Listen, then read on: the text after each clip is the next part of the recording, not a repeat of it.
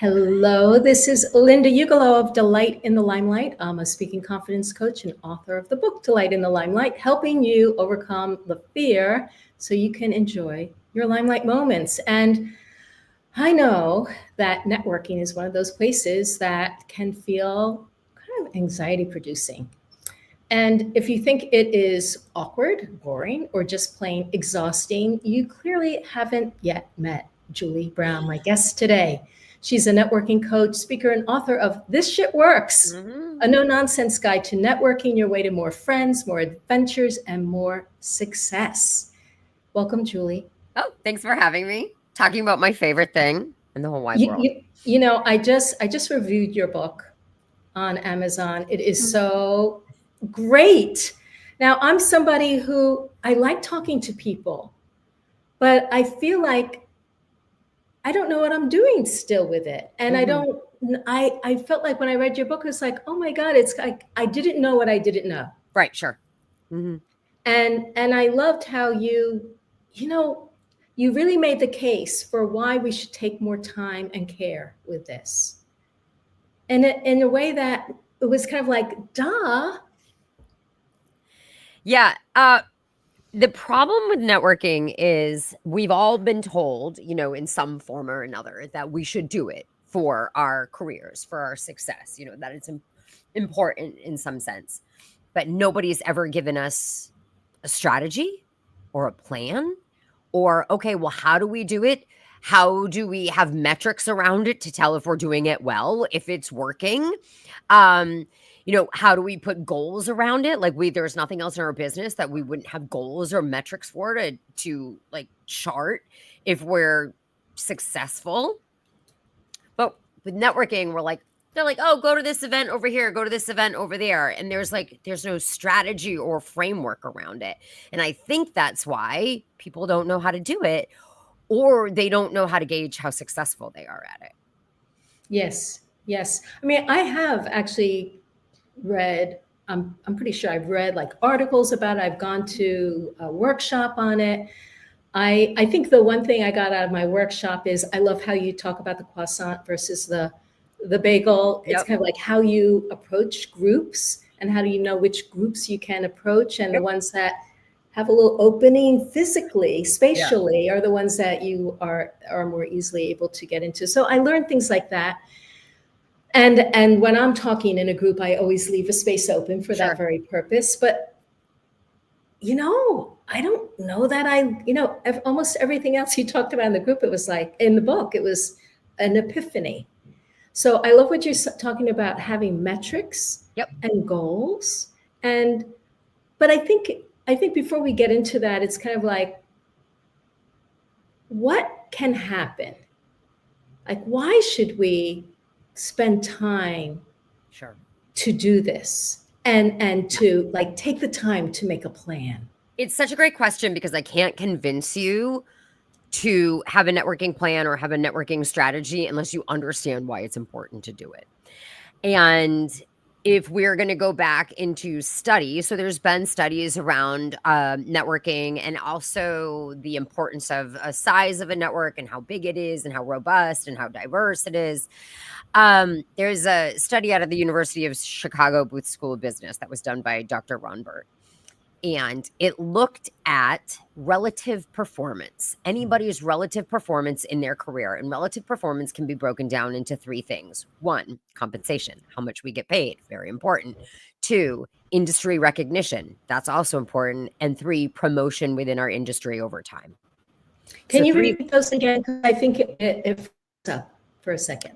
Yeah, sure. So the first one so when we talk about relative performance, there's 3 areas. The first one would be compensation, which is how much we get paid for the work that we do.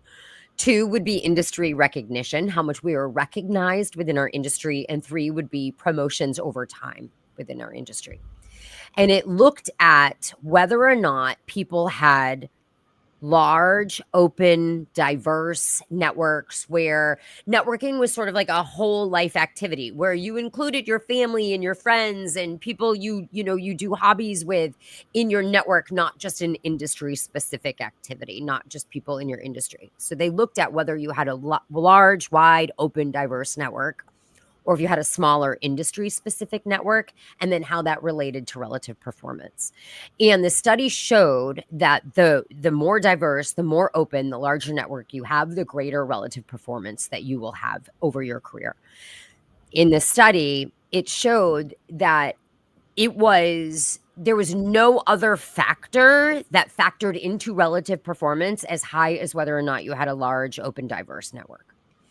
And so when we think about that, like that's one way I can convince you that networking is important. The second way I can convince you that networking is important, especially if we have any people who are going to be recently graduating or are looking for jobs.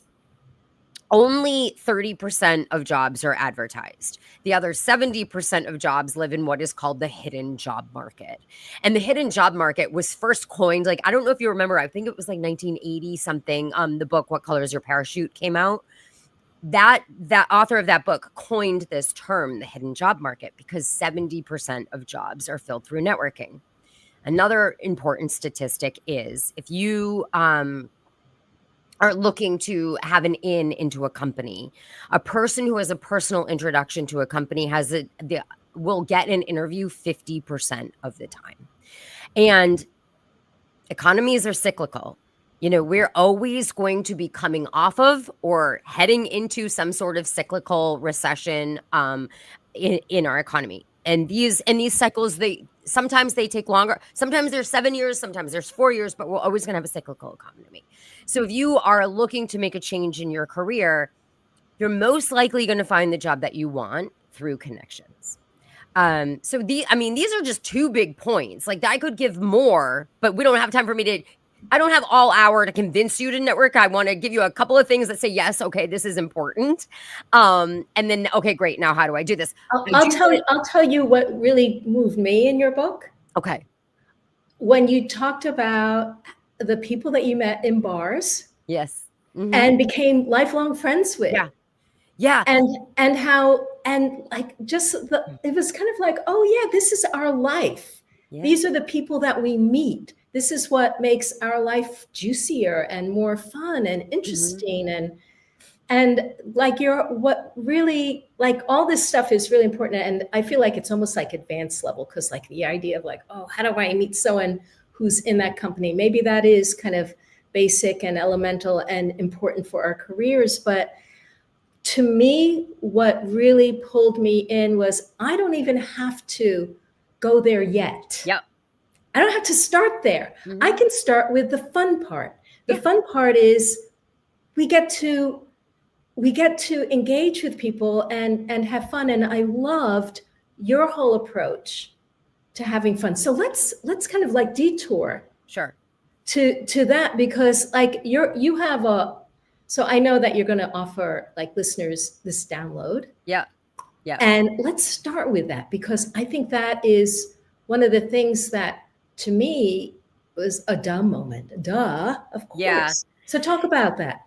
So I think in order to talk about that, we would sort of have to set the stage a little bit about whether you believe it or not, or you believe in the Surgeon General's warning about the loneliness epidemic. We are facing historically people who are unsatisfied with the level of social connection that they have.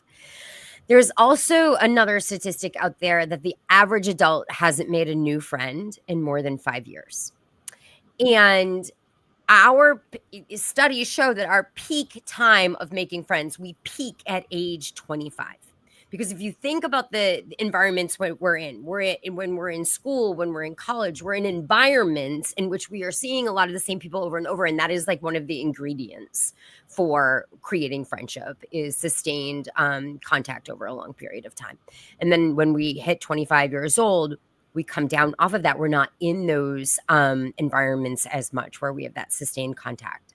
So our peak friendship building year is 25, and then we come down. But if we just looked up from our phones every once in a while, and if we just were curious about other humans, we would have lifelong abilities to create friends. Like I do talk about in the book, there's this couple I'm best friends with now. I've traveled the world with them. And actually, there's two couples in the book I've traveled the world with. One I met at a bar. One, I was sitting at a bar with my husband. They sat in the two seats next to us, and I just started chatting. And that was 10 and a half years ago, and we are best friends since. And the other one, the one I jumped off, the bungee jumped off the bridge with, that was a strategic introduction that was made to me when I was like 41 or something like that. I had a friend say, hey, you guys should know each other. It's not the end game of I don't think the end game of networking is always we're going to tap into these relative performance things. I'm going to make more money. I'm going to have more recognition in my industry. I'm going to have more promotions. For me, it's I'm going to have a better life. I'm going to have more friends. I'm going to have more. That's why I named the book. So I named the book This Shit Works. But the subtitle is Networking Your Way to More Friends, More Adventures, and More Success. And I put success last for a reason. Because I think that when we think about our lives as a whole, it doesn't matter how much money you make or how successful you are if you don't have people to share your life with. Yeah. Yeah. What I particularly enjoyed was how you had the reader kind of like take a step back and say, oh, what do you like to do? Yeah. Now, I happen to really enjoy that question, what do you do for work? Because I'm very curious about what people do for work. And having this other awareness of what else could we be talking about is kind of opens up the world.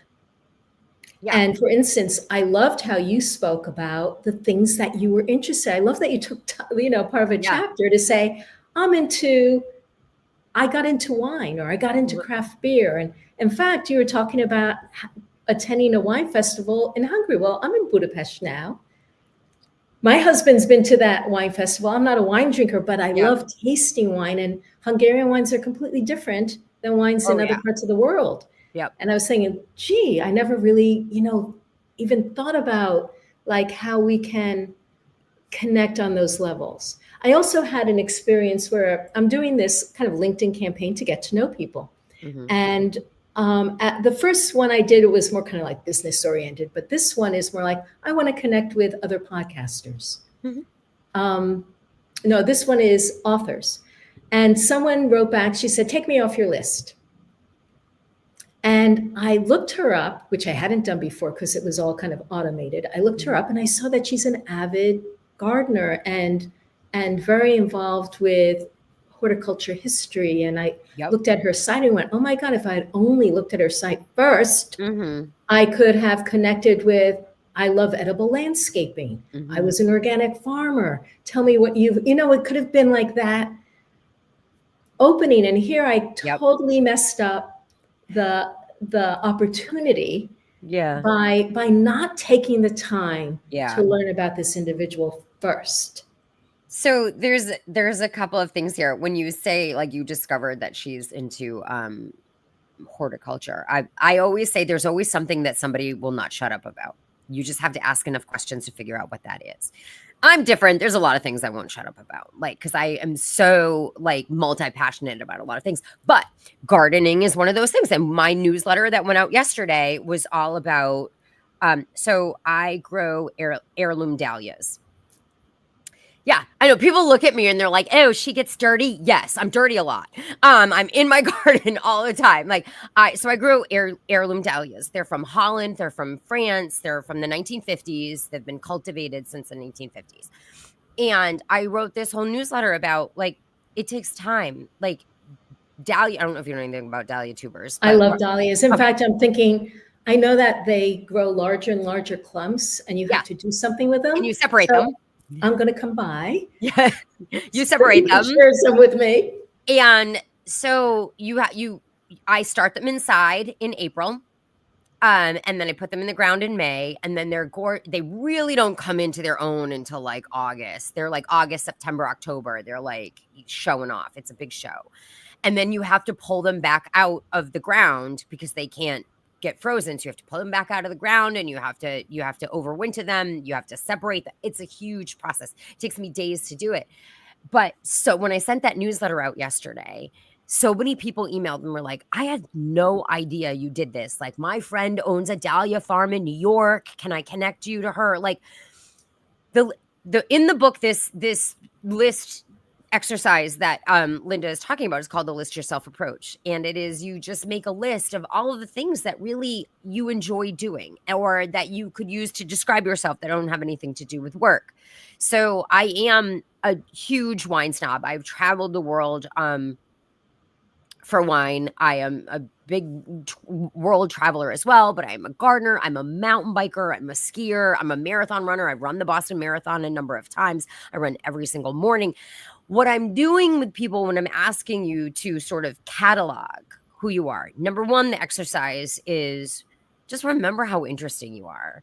So many people forget pieces of themselves when if somebody says, oh, tell me about yourself, you immediately have no idea what to say about yourself. So it's an exercise in remembering who you are and how epically interesting you are. And the second one is, it is an exercise in increasing the surface area with which you can connect with people. And the reason why this is important, and you just sort of alluded to this with this other woman who said, can you take me off of the list? When you connect with somebody in a human-centric way, when you increase the surface area with which you can connect with somebody, they want to stay connected with you. It allows for easy follow-up and continue of conversation. And when it comes to any sort of relationship building, 80% of building and maintaining a relationship is having a reason for following up and following up effectively. And the more we know about people, the more we share with ourselves, the easier avenues to follow up effectively with that person, because you're not just following up for one singular thing that's self-serving about yourself. You're following up saying, oh my God, there was an article about this edible horticulture, like in the Boston Globe. I'm from, Boston, the Boston Globe. I'm gonna email it to Linda. Like, these nuggets of information that people share about themselves is what allows you to easy follow up. I just sent a woman in my network. I have a German short-haired pointer. That is my dog. And I just sent her, I said, can I have your home address? I want to send something to your dog. And I sent her, my dog wears these really fancy collars with like homemade flowers on them. Again, I'm very into flowers that I have made on Etsy. And I sent it to her, and I wanted to send it to her dog. But you know what's going to happen? Every single time she looks at that flower, she's going to think of me, because I sent it to her dog, because I know her dog's name is Maple. I know her dog's name. She's the same thing as my dog, a German short-haired pointer. And every time she wears that, and I sent her one for Christmas and I want to send her one for spring, because guess what? I still want her to think about me in the spring. It's like, so I always say this line in my keynote, that the extra mile is never crowded. But guess what? Mm-hmm. It's never crowded, but it doesn't take much to get there. It really doesn't. Mm-hmm. We've got a question here from Judith. Can you role play for us for how, once the connection is not working, how to redo in the moment? So, what do you think? So is it while we're just not gelling in the conversation or something like that? Is that right? You're just not gelling in the conversation. Listen, I have a friend, my friend Nicole Kramer she is brilliant when it comes to conversational excellence. She is a certified exactly what to say coach. And she has taught me that the person who asks the questions is the person who controls the conversation. And so Judith, my advice to you would be to keep asking really interesting or really thoughtful questions of that person, because sometimes you're not going to gel on like the first exact, like, it might be a little bit awkward. You don't know what they came into that room with, like what their drive to that event was or what happened in their day. Like, you don't know what they came into that room with.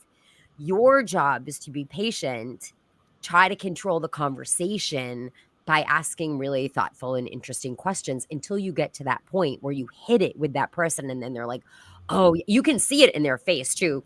I always talk about the dopamine spike when you're talking to somebody. Dopamine is a neurotransmitter in the brain, lives in the pleasure center of our brain, and it can be spiked by conversation. And I know when I've hit it. I know when I've asked the right question because I can see it in their eyes and they want to answer that question. So I just keep asking thoughtful, interesting questions Let's talk until I about some see of that. what some of those might be. Mm-hmm. So you have some great things in the book, and I know Mm-hmm. you have a download of 10 questions to Yeah. ask. Yeah. So 10 questions to ask instead of what do you do is the download that everybody can get today. It's just we'll put a link in there. So examples of dopamine inducing questions, which are interesting questions, are, you and I, Linda, just talked about it. Linda, you said I'm in Budapest right now. And I would say Budapest is my second favorite city. And so one of the questions I love to ask people is, when I can't just come out and go, okay, what's your favorite city? But if I'm at an event, I can say, is this the first time you've been to this event? I'm from Massachusetts. Are you originally from Massachusetts? And if they say, yes, I'm originally from Massachusetts, I always like to say, you know what? I'm originally from Massachusetts too. It's one of my biggest regrets in life is I never moved away anywhere for a long period of time. My favorite city in the entire world is Barcelona, and I really wish I'd moved there. What is your favorite city? And then you can see dopamine happening because everybody has a favorite city, whether it's international or national or if it's their hometown. They have a favorite city. I like to ask people, this is also a really good one. Say the event's on a Thursday. A lot of networking events happen on Thursdays. 2 questions you can ask. What was the best thing that happened to you this week? What is the best thing that has happened to you this week? Or we're almost at the weekend. What are you looking forward to doing this weekend? And when you ask that question, you get a hint, a peek into what their personal life is because they're going to say, oh, I'm doing this weekend, or I've got a kid who's doing this and yada, yada, yada. Like I very rarely talk about business in a business situation because the business will come. People do business with and refer a business to people they know, like, and trust. And guess what? If they don't like you, they don't give a about what you do. So I know the business will come if I can get them to know, like, and trust me. And I know I've gotten them to know, like, and trust me when they say to me, you're so interesting. What is it you do for a living? And then I have them. Yeah, great. That's so great. I also, you mentioned travel, and I remember being at a party once for that my accountant put on for all of his clients. Mm-hmm. And the best conversations came out of what has been your favorite place to travel to? Yeah. And you mentioned that in the book, and I went, yeah, I know that really works because people get really excited about places that they've been. And oftentimes it could even be, it's hard to choose, but even that kind of, it's this huge conversation. It is. And I love, your approach that, no, we don't have to talk about what we do for work right away. We can talk about other stuff and just kind of connect on a human to human level. Like, what do we like to do? And what lights you up? And what's something great that happened this week? Yeah, or I love that question. What's been the best part of your day? What's been the best part of your week? Like, I love that question. And it makes people think. And then you can say, people are like, I don't know. And you're like, okay, let's come back to it. Let me ask you an easier question. And then you can ask whatever you want, like whatever is on that 10 questions to ask instead of what do you do? Yeah, it could even be tea or coffee. Yeah. Oh, coffee. And I know what's so funny is, so I have a congenital heart defect, and I am not allowed to have caffeine. I haven't had caffeine in 25 years, but I'm still addicted to decaf coffee. I have to have it every single day. It's interesting. I am reluctant to have a lot of caffeine. So I've experimented with different quote unquote substitutes. There's something called Dandy Blend that's made from roasted barley and some other things, and it's instant. And I love it because in the summertime, I can just throw it in with water and ice cubes and cream.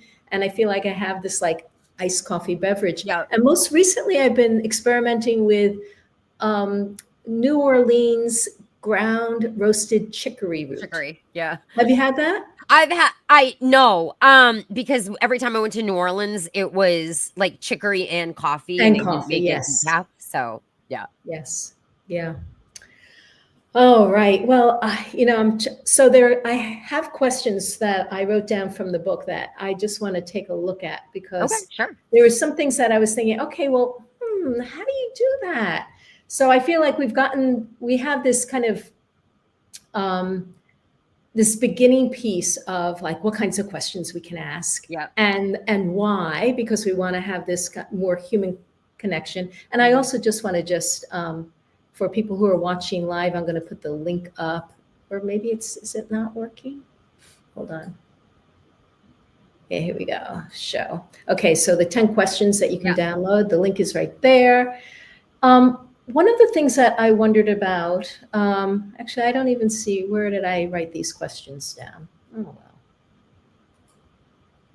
well. Not there.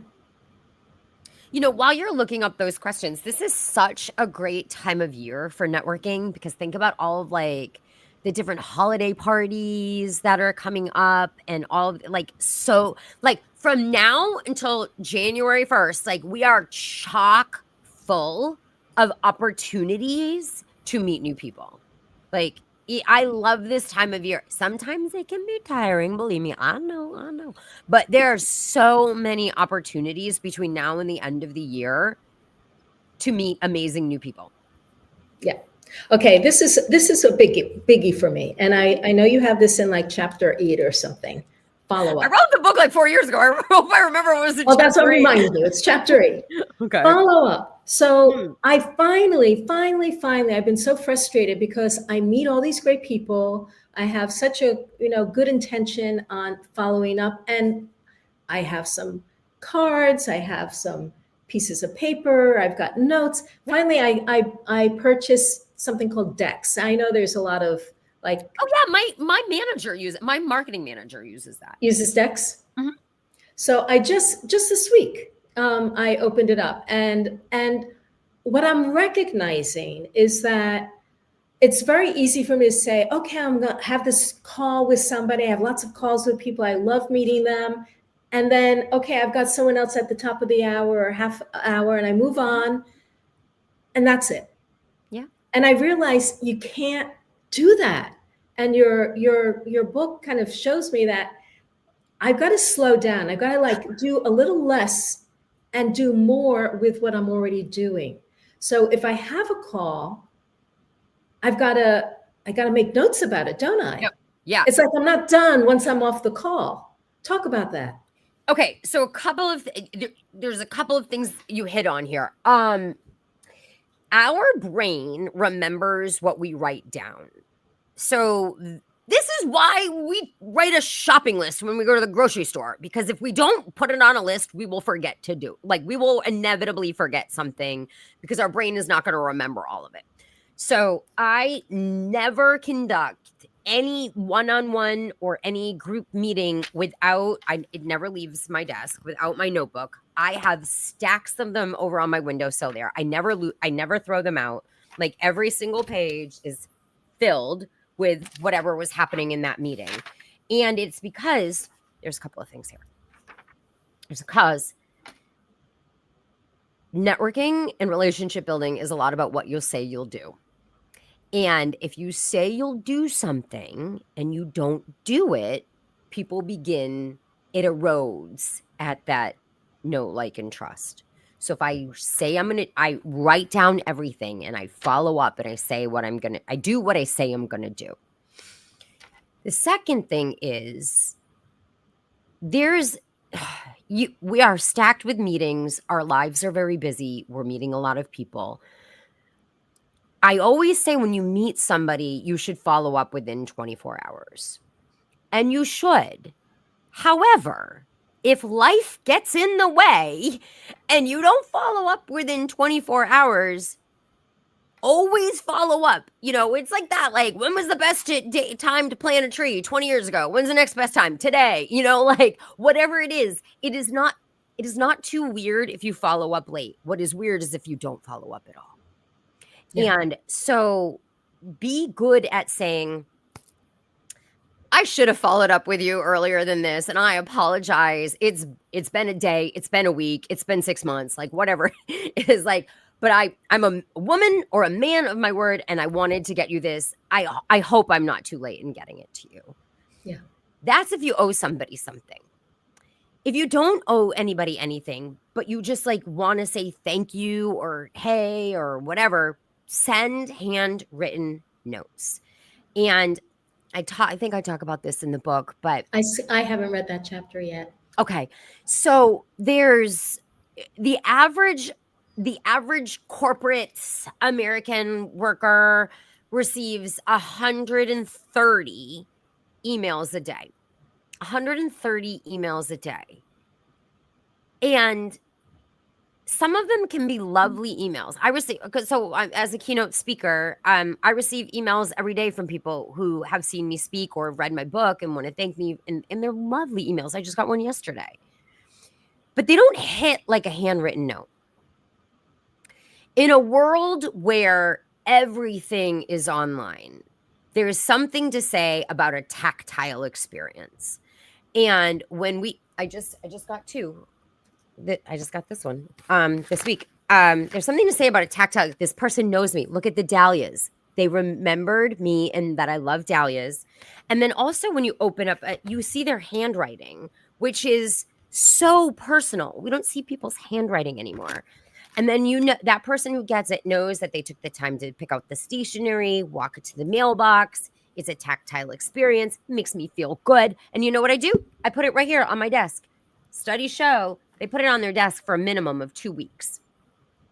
Now, like I said, I get a lot of really beautiful LinkedIn messages and emails, but I've never received one that I was like, you know what? I'm going to print this out. I'm going to print this out and fold it up so it sits up like a card on my desk.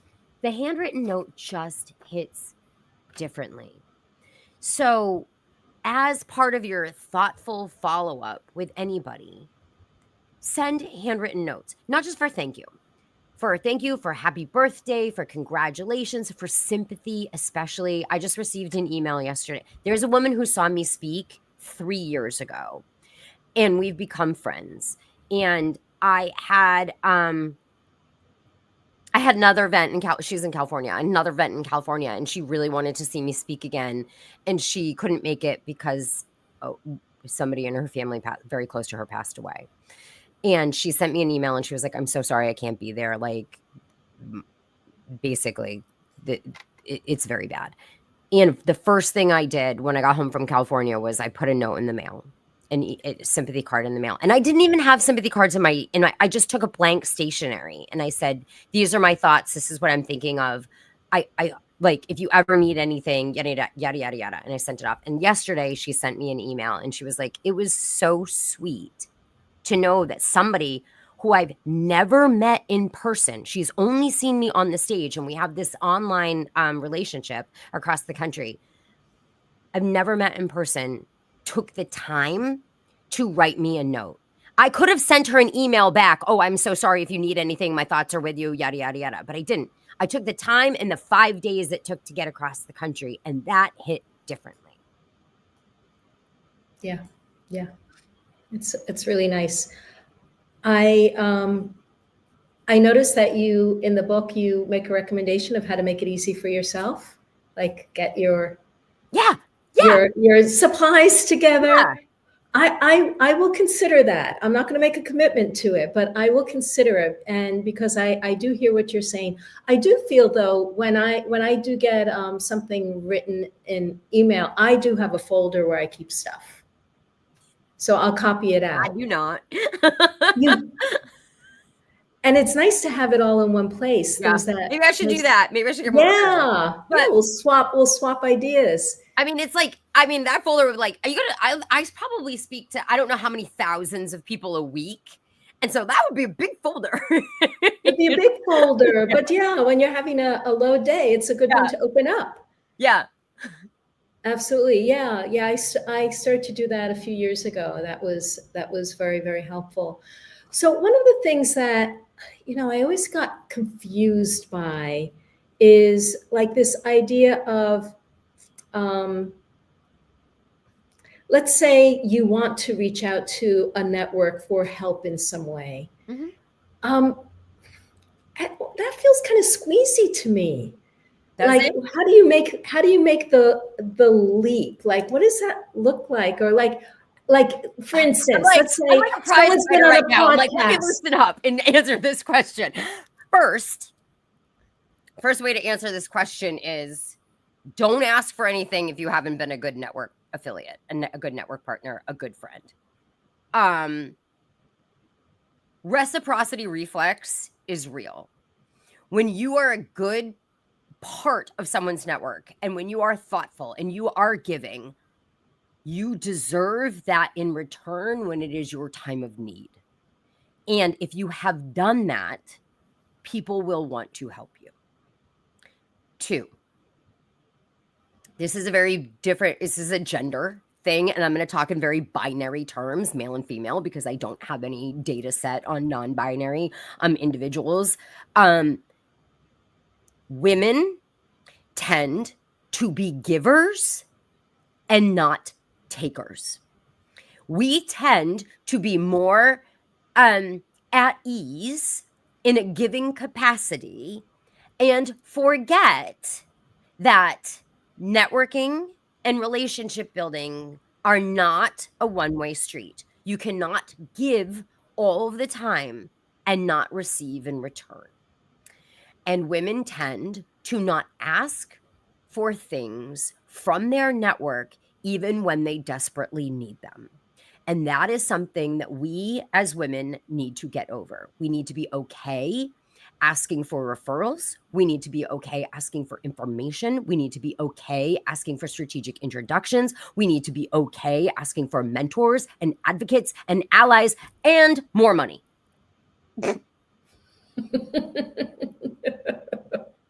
That's just it. That's just it. So, okay, so let me give you a specific example. Mhm. So I'm doing more podcasts now Mhm. as a guest, and I would like to be on some bigger podcasts that are maybe a little harder to get on. Yep. I have heard it suggested that I reach out to friends of mine who have been on those podcasts. Of course. What would I say? What do I even say? Okay, this is what you say. Hi, so-and-so. I know that you were on XYZ podcast. It is a goal of mine in 2025 to share my expertise, to share my joy, to share whatever on more platforms, which I am being conservative in choosing where I want to be. And thoughtful in where I want to be. And I know that you were also a guest on this podcast, that is a goal of mine, to be on that podcast, to have this conversation with that particular host. Would you feel comfortable, since you were a guest, would you always ask them if they feel comfortable?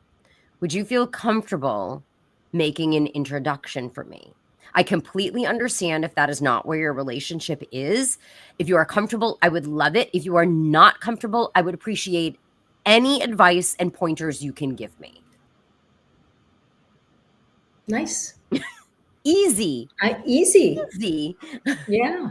Well, that's great. Yeah, I think that, it's one thing to say as women, we should do this. Mm-hmm. And then there is that gap of, what are the words to say that? So I think it's really, really helpful. I appreciate that so much. I also I use Chat GPT every day. I do too. To say, hey, Chat. And so this is also a tip. Talk to Chat GPT every day so it understands how you would actually say something. Yeah. Import your own words, anything you've written, past podcasts you've done, like import your words into Chat GPT. So Chat GPT becomes a doppelganger of you. Yes. And it would know how you would answer it. Yes. So I say to ChatGPT, can you please help me write this email that states this in my voice, but zhuzh it up a bit? And I literally say that to ChatGPT because it understands what zhuzh means. And the more you do it, the more ChatGPT will become an even better version of you, like a doppelganger of you that you can use every day. Yes, yes. And it's funny because just as I was asking the question, the thought came into my mind that I could also bring this to ChatGPT I use because it I every often, day. I do. And whenever I get an email, I'm not quite sure how I want to respond. I'll write it. I say, I want to say something like this, but I'm not sure how to say it. How do you say it? And it's been super, super helpful. In fact, even as I posted about this particular podcast, I took the information that I gathered from you, but I also said I wanted to share how we met a month ago and how you remembered me. Yeah, Not just that you remembered me, but you remembered that we met at Terry Trespicio's event, which was 5 years ago, I think. It was 2019. 18. It was 2018. And the reason I know it was 2018 because I dislocated my shoulder a couple months before and I just gotten out of my sling. Yeah. So here I was I walk into this event that you were speaking at. You came up to me, you said, we met 6 years ago at this event. And I'm like super impressed. Like, how the heck do you remember me?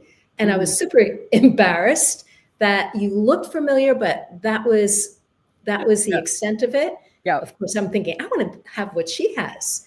And then, so I was very, so I put that into ChatGPT. I said, I want to do a post, but I want to share, what made me so impressed about you. And then on top of that, how then they said, one of our speakers didn't show up. And would you have a conversation with Julie about how to make friends when you're, throughout life? And I went, absolutely. And what a treat, what an honor that was, and hysterically funny. And I posted a picture of you laughing hysterically. And I loved what ChatGPT came up with. It was really, really helpful. And I don't know, did it save me time? It felt like a writing partner. And I think that it is very, 100%. Very helpful as a writing partner. Yep. 100%. And a lot of times people, and you mentioned it at the top of the hour, there's a lot of anxiety around networking. And I think there's a lot of anxiety, and it's folded up into a confidence issue. It's folded up into a fear of rejection issue. It's folded up into, am I a good enough issue?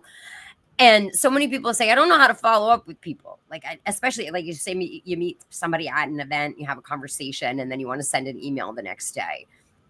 ChatGPT, I met this person at this event last night. We talked about these three things. Help me write a really thoughtful follow-up email that also has an action item. Yes. Great. It's a great suggestion. Well, I help people with the anxiety that they feel about going in and talking with people, because I really feel like a lot of the anxiety has to do with our past experiences that then we kind of hold as wounds or traumas.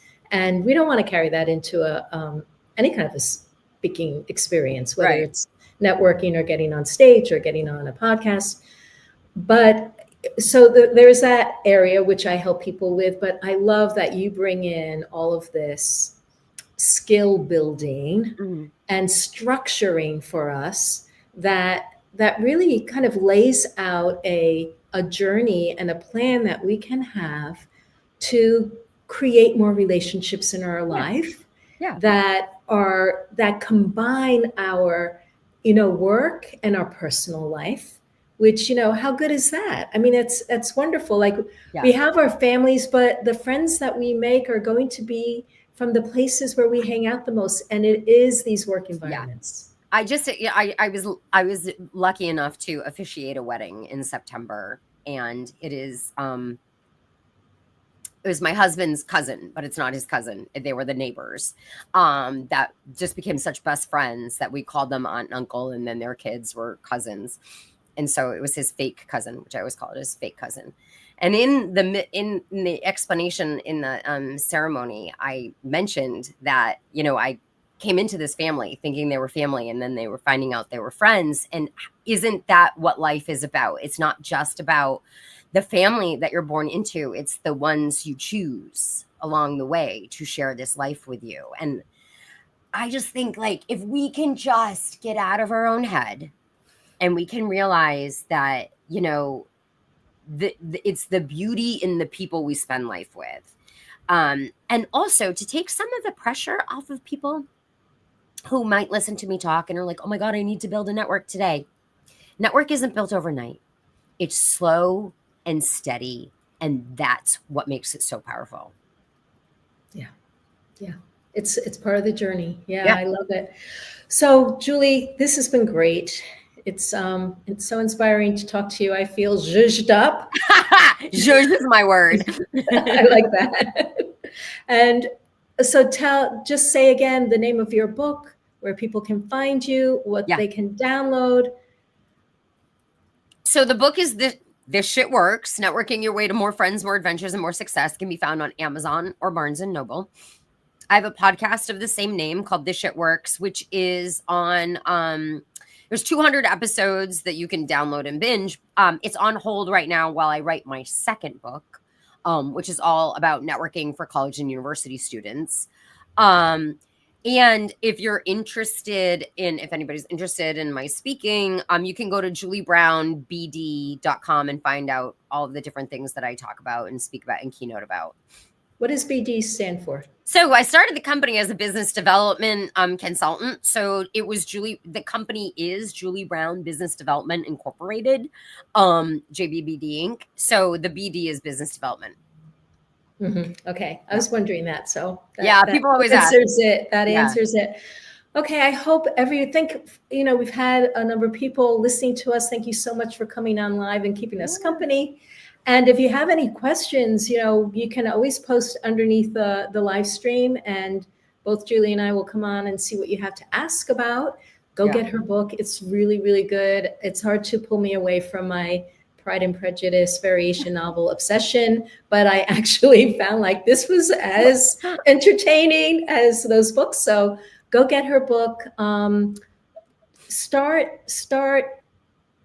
this, reframing what this journey is of connecting with other people and how we can do it better and how it can enhance our lives. Mm-hmm. And keep in touch. Yeah. And if anybody wants to connect with me on LinkedIn, I'm Julie Brown BD on LinkedIn. That's my profile name. I would ask that if you want to connect with, you can follow me easily, but if you want to connect with me, I would ask that you just let me know that you found me through Linda, because I'm pretty, I don't accept all of the invites I get, because you can imagine how many I get on a daily basis. So if you use the strategic sort of connection of Linda, we will get connected on LinkedIn. That's great. Well, to be continued. Yeah. Have a great day, everyone. Bye.